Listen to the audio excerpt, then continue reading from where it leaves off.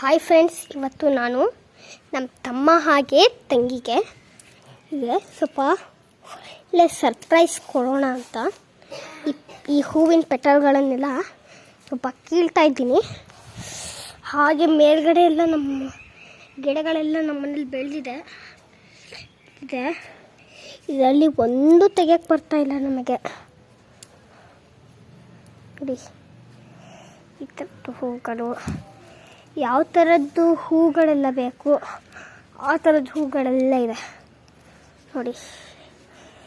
ಇವತ್ತು ನಮ್ಮ ತಮ್ಮ ತಂಗಿಗೆ ಒಂದು ಒಳ್ಳೆ ಸರ್ಪ್ರೈಸ್ ಕೊಡೋಣ ಅಂತ ಈ ಸರ್ಪ್ರೈಸಿಗೆ ಭಾಳ ಮಾಡಿ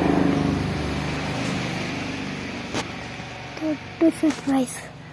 ಅಲ್ಲೇ ಒಂದು ಹೂವಿದೆ, ಹಾಗೆ ಕಿತ್ಕೊಂಡೆ ನೋಡಿ. ಅಲ್ಲೇ ಅದೇ ಜಾಗದಲ್ಲಿ ಒಂದು ಹೂವಿನ ಪೆಟಲ್ಗಳೆಲ್ಲ ನೋಡಿ.